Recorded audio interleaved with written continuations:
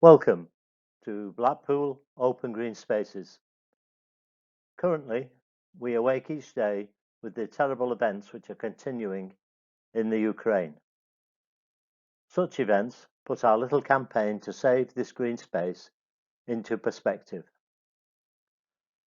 This video is in response to the public consultation by United Kingdom Adventure Parks, which took place in January this year, but which we have delayed until now in anticipation of their promised planning application. As of this date, the 2nd of June 2022, UKAP have still not made a planning application for this site. Until they do, there is little that can be done, as there is nothing to challenge. That day will come though, and when it does, we are planning our response. Since being appointed by Blackpool Council, Michael Simmons, whose picture is inset, has headed this project on behalf of Homes Investment Properties and UK Adventure Parks. They have used the regional and local media to promote this development. There have been several articles in the press and online which attempt to present this development in the most favourable light.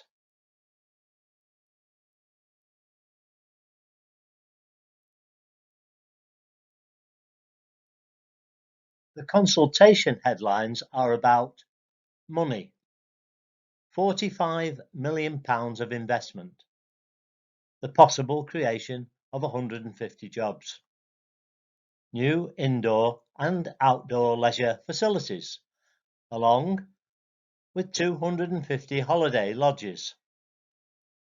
That's all the hype.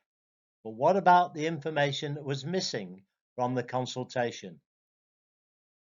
There was no justification for why this is the most suitable location.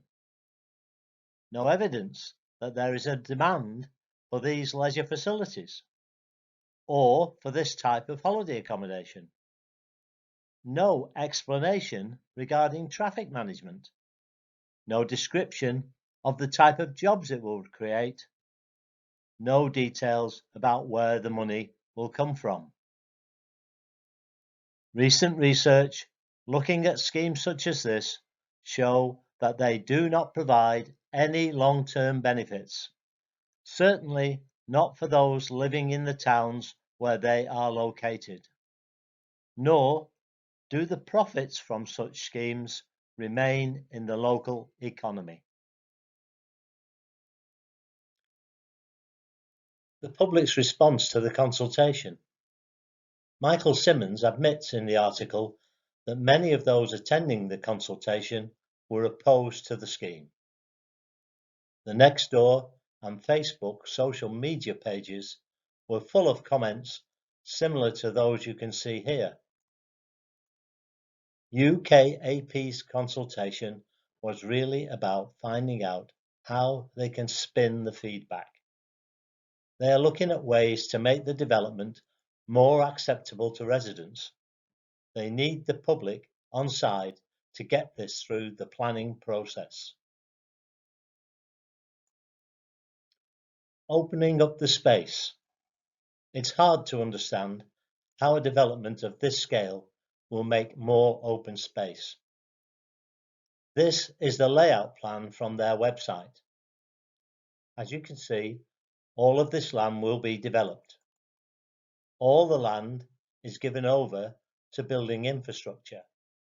Once complete, the only way Blackpool residents will get access to this site is when they pay to play or to stay. Who is investing in who? HIP won the procurement process and are the parent company, investing in UKAP.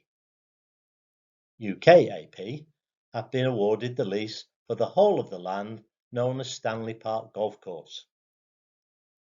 They have contracted with Stanley Park Golf Blackpool Limited to run the 9-hole golf course and the clubhouse hospitality. They will then contract with Adrenaline World to run the leisure complex. They may well yet invent another company to run the holiday lodges or sublet to another company. All of these companies are linked.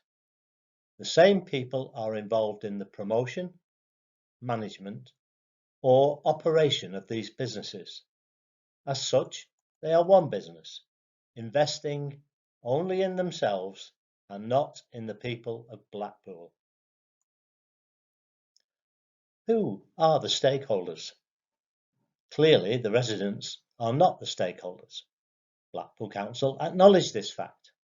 So who is Mr. Simmons referring to? He's talking about Homes Investment Properties Limited, UKAP Blackpool Limited, Stanley Park Golf Course Blackpool Limited. All companies owned and operated by the same cartel. They are the stakeholders who stand to make the most from Blackpool Council selling off this land to the lowest bidder. UKAP's website identifies this list of activities, but they don't appear to be aware that they already exist in Blackpool. Feedback from those who attended the consultation event is that the company did little to explain how these activities would benefit the residents. As you can see, the activities proposed for the site are either available elsewhere in Blackpool or they have closed due to lack of support from both visitors and local residents. Attendees also asked what UKAP will do if the site does not get planning permission. It is reported that Mr. Simmons stated, "We would just walk away." If this happens, has Blackpool Council got a plan B?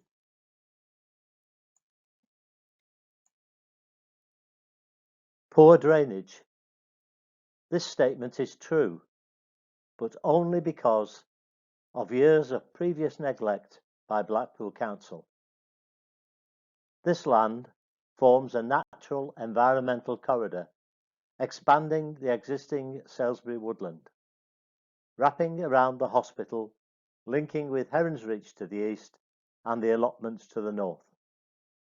This land is already identified as a natural floodplain and should be allowed to remain as such. The first of its kind, really? As you can see, this statement from Adrenaline World's website states it has several sites which are under development. This is the glitter that blinded the council and has blinkered them since. As yet to date, not one of these sites has progressed beyond a planning application. The Chesterfield, Sheffield site was originally hailed as the first of its kind in the country. The site did not progress and has now been taken over by an alternative consortium. This is why they are now touting Stanley Park as their flagship development. When asked to confirm the heads of terms, Blackpool Council stated that no such terms had been agreed.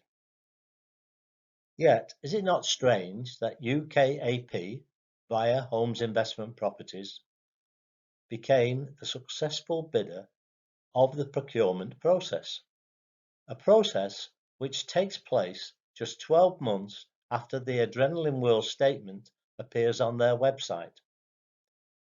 Blackpool Council's response when challenged about this statement is, "It is normal practice to discuss various proposals with interested parties prior to going to tender."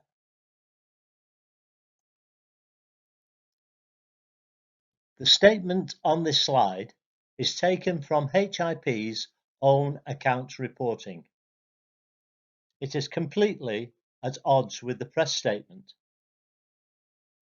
As yet, they have still not developed an adrenaline world anywhere. Stanley Park Golf Course has never been under threat of closure. There was another bidder in the procurement process who would have taken on the lease. The 6-year lease, signed by UKAP without paying rent to the council, is worth around £70,000 to £75,000 per year. That totals £420,000 to £450,000 of lost revenue. Plus, they get to keep the profits from the golf receipts. These are direct annual losses to the public purse. There's lots of competition. The Central Drive complex. This complex, which is being built on the brownfield site of the old Central Station, is bang in the middle of Blackpool's tourism offering. It's got everything UKAP are offering with bells on. Windy Harbour, on the outskirts of Blackpool, in the leafy countryside. This scheme, from the North Lancashire-based Pure Leisure Group, has already been approved by Fylde Council. It's got over 400 lodges located in an attractive rural setting. A much better proposition than UKAP's scheme next to a busy hospital. New hotels are being built. Blackpool is on the up. It may not look like it now, but just consider the investment which has come into the town in the form of brand new hotels. High quality hotels have been built or are under construction. Things are changing. Staycation was enforced as part of the lockdown and gave a boost to visitor numbers. Yet, a recent survey by Stay Britain, published on the council's website, shows that 48% of the British public would not consider a holiday in Blackpool. Now that travel is opening up again, people want sea and sun.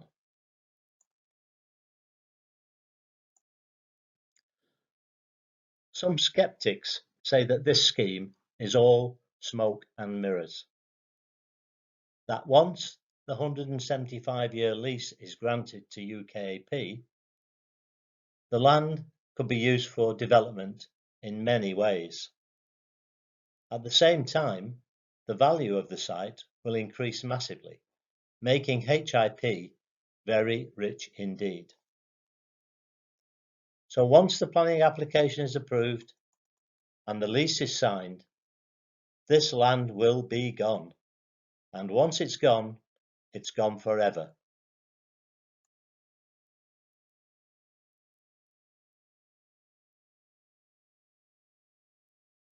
Thank you for listening to our story. Please spread the word and help us save this green open space.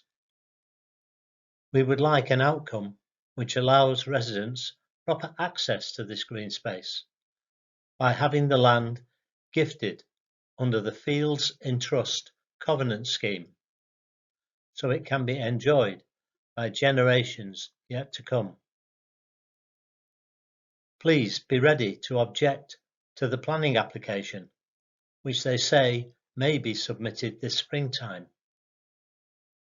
If you wish to be kept informed, please go to the website and sign up for our newsletter. Then sign the change.org petition. Please remember, once it's gone forever.